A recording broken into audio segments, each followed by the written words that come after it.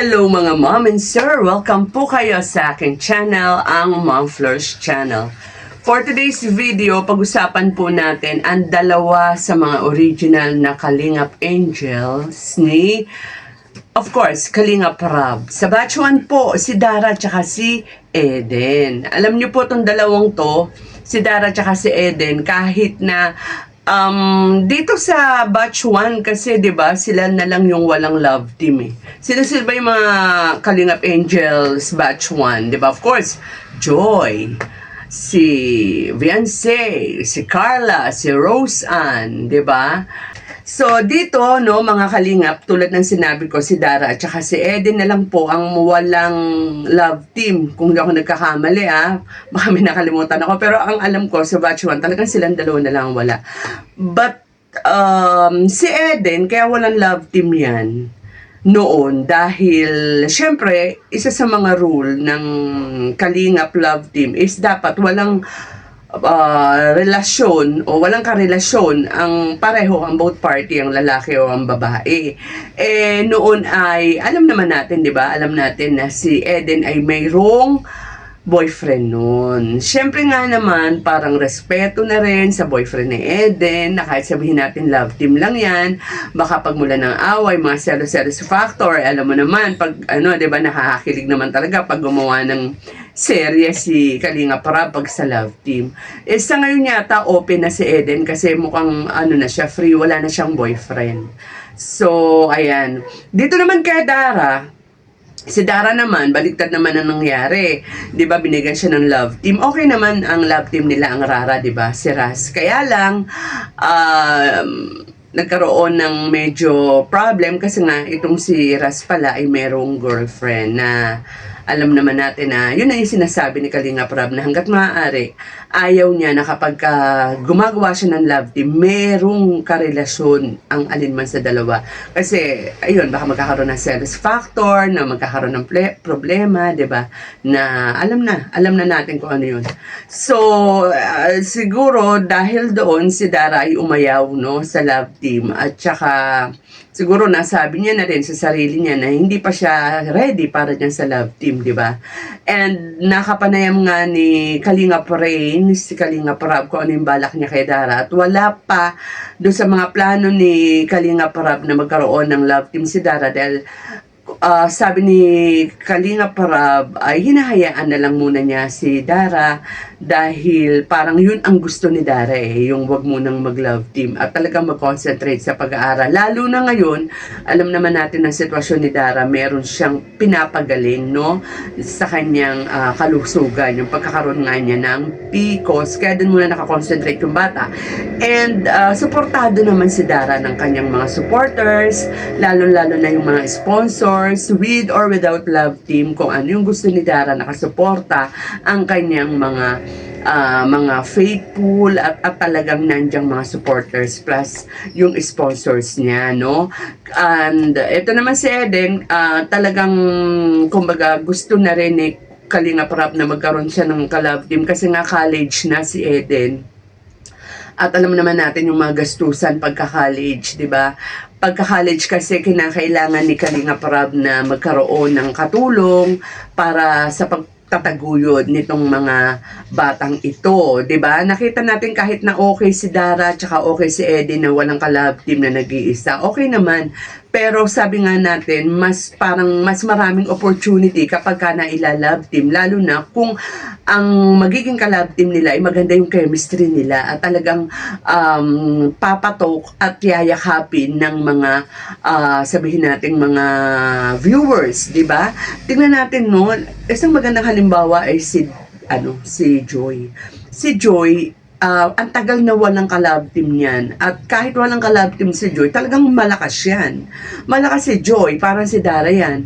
Pero tignan ninyo, lalo siyang lumakas nung nagkaroon siya ng kapartner sa katauhan nga ni Kalingap Dan.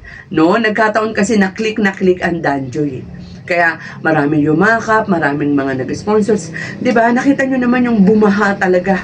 Literal na bumaha ng blessings kay Joy. Especially nakita natin pagpapatunay, malaking pagpapatunay nung kanyang birthday, 'di ba? So, dahil sa dami ng mga blessings ni Joy, talagang ano rin sila namahagi rin sila. Kumbaga, parang si Carla Lon, 'di ba? Nagbahagi sila ng mga blessings na kanilang natatanggap. Siguro, yun din ang gusto siguro mangyari, just like si Eden, ano? So, nababanggit natin yung love team kasi si Dara at saka si Eden ay parehong parang nalilink, o hindi naman nalilink kundi parang pinupush na maging kalab team nila ay si Mix Silog, 'di ba? Si Miggy or si Migoy, ano ba ang talagang palayaw niya? Si Michael. Ayan, ano. Nung una kasi, yung mga supporters ni Dara, talagang kung papipiliin sila, ang gusto nilang maging kalab team ni Dara ay ito nga si Mix Silog, si Migoy. And lalo pa nga doon sa live ni na inaiblog natin to, 'di ba? Nagkaroon tayo ng reaction video dito doon sa live ni Mixilog na maraming mga supporters doon ni Dara ang nandun at parang itinatambal nga siya kay Dara. Wala namang problema kay kay Migoy, basta as long as kung ano yung gusto ni Kalinga Prab at saka syempre ng mga supporters, and ang mahalaga sa kanya ay makatulong sa Kalingap Angels. Kasi sila rin mismo, yung mga nagiging kalab team ng Kalingap Angels, alam nila na makakatulong sila sa mga angels, no? Lalo na sa pag-aaral nito. Kaya walang problema dyan sa mga yan. So, ang naging lang nito is hindi nga naipupush no? And unlike itong kay Eden, baka mukhang magkakaroon to ng katuparan kasi doon sa live ni Kalinga Prab ay sinabi niya, naging open na nga siya na balak niya nang i-love team si Eden. At may mga nag-comment doon na, ayan nga, binanggit yung pangalan ni Michael, no, ni Migoy. And parang open naman si Kalinga Prab sa pagtatambal ng Eden at saka ni Michael. Kaya sabi niya, di ba, mag-press one, di ba, yung mga ganon, kung okay, kung boto kayo sa love team, and marami namang mga nag-press one. Kaya nagkaroon ng idea si Kalinga Prab na si Michael na nga ang itambal kay Eden. Doon sa huling vlog ni Kalinga Prab kay Eden, buong akala ko nga si Michael na yun pero si DJ France pa rin pala. Diba? Kasi si DJ France yung parang ginagawa nilang pamprank na sa magiging love team ni Eden, no? Pero alam naman natin, syempre na hindi si DJ France, kasi alam naman natin na happily married si DJ France kay Daniela at meron silang cute na mga anak. So, ayan, hintayin natin at mukhang tong si Michael na nga ang magiging, o si Eddie na nga ang magiging kalab team ni Michael, kasi nga tulad ng sinabi ko kanina, nabanggit ni Kalinga Prab na hindi na muna niya bibigyan ng love team si Dara, kasi yun nga yung naging gusto ni Dara, kasi si Dara nga raw ay parang nakikita niya na mas gusto muna yung parang mapag-isa, ganyan, gusto niya ng solo muna sa pagbablog. Anyway, so ginagalang ni Kalinga Prab yung gusto ni Dara. At ginagalang din syempre natin ng mga supporters si Dara, magmamahal kay Dara kung ano ang gusto ng ating Dara Bell. At siya nga po pala doon sa mga nag-iintay na may vlog, yung kanilang mga favorite love team. Excuse me po. Especially sina Pongkit, Edmar, sino pa ba yung mga medyo lately hindi na naiba-vlog ni Kalinga Prab na ang Rachel, alam ko meron no? Hintay na lang natin ang Ed Pau naman, kakabablog lang. Yan ng Ed Pau, kakablog lang, pero may nagtatanungan na kailan ang kasunod no? Kasi medyo hintay-hintay lang po talaga tayo kasi sobrang dami na, bukod sa love team, yung mga beneficiaries po ni Kalinga Prab nakapila. Although dalawa ang channel ni Kalinga Prab, pero sobrang dami po talaga. And bukod doon, syempre yung mga schedule pa ni Kalinga Prab, may mga kailangan din puntahan yan, asikasuhin yan si Kalinga Prab. So, wala po tayong magawa, kundi mag-intay na lang po tayo, no?